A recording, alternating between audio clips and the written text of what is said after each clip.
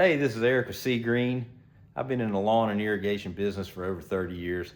I've made a lot of mistakes. I have survived most of them. It's a cold winter day. We're not out on the properties yet. Spending a little time working on my business so that I can be a little bit more efficient, a little bit more profitable in 2026. And I wanted to share with you how a 5-gallon bucket, some cheap scales, and some pins can make you more profitable in 2026.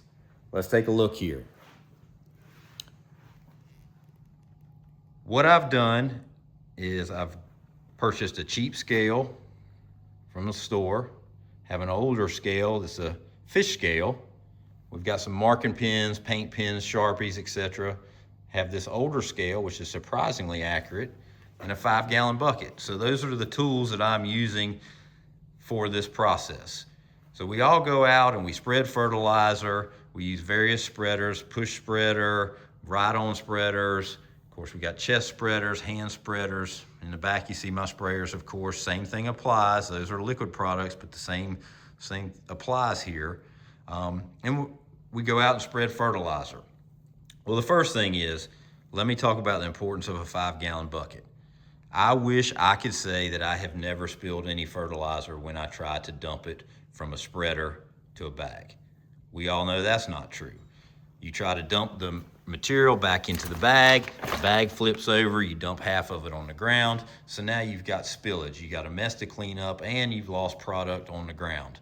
So I've found, in general, a 5-gallon bucket is a great thing to have on your truck, on your trailer, for when you're trying to move product in and out, because invariably you may go to one yard and need a certain analysis of fertilizer, you go to another and you need to change out products. Maybe you need a different fertilizer, maybe you need insecticide. So the 5-gallon bucket works great for that.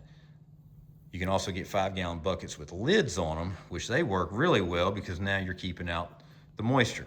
But one of the issues I had was I dumped the material in the bucket and I kind of guessed, oh, this looks like a quarter of a pound, or quarter bag. This looks like a half bag. This is a third bag, but I really didn't know. So a couple years ago, I started making marks on these buckets as well as on my equipment so that I could be more accurate, more precise in what I'm doing. So I used my scales, and the products that I've primarily dealt with was my common insecticide that I use, granular, fertilizer, and bed pre-emergent. And then I made corresponding marks on the bucket and on my spreading equipment. So this way, when I go out during the season, I have quick reference. I easily know half bag fertilizer, that's the 25-pound mark. 10, if I only need 10 pounds, I know what that is. I know this little hand spreader, which is mighty convenient. Mine holds 5 pounds of fertilizer. It actually holds less weight-wise of pre-emergent. So you need to figure that out so that you're not over or under applying. And then the chest spreader, again, we use that on small properties, and I've marked for the fertilizer. And then I went over here, we do a lot of bed pre-emergent, and I use a rate 4.6 pounds per thousand, which is the heavier rate, but in my climate, with the weed pressure we have, that's the rate that I need to have preventative weed control on the prevailing weeds.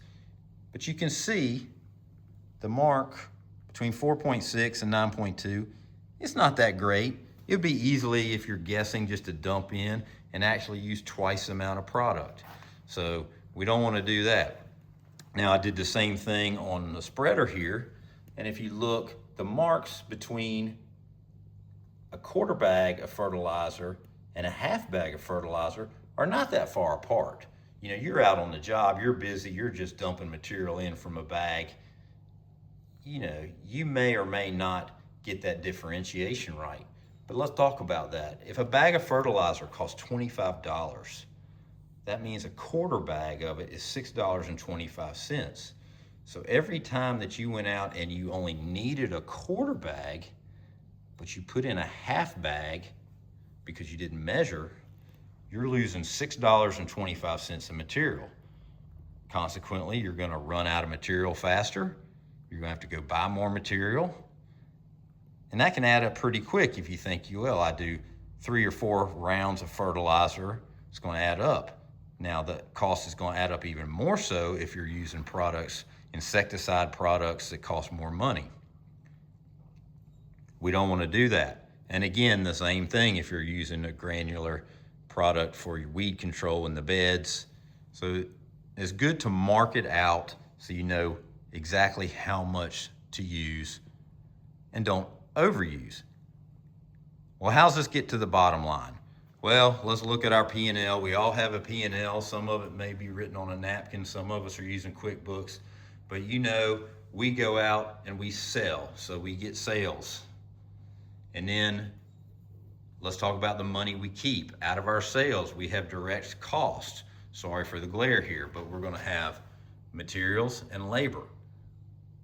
Well, anything we can do to keep that material cost down, i.e. no spillage, not applying too much, that's going to save us. On the other hand, let's say we didn't apply enough because we didn't measure, we may get callbacks and now we have an increase in labor and material because we're going to have to go back and fix that lawn.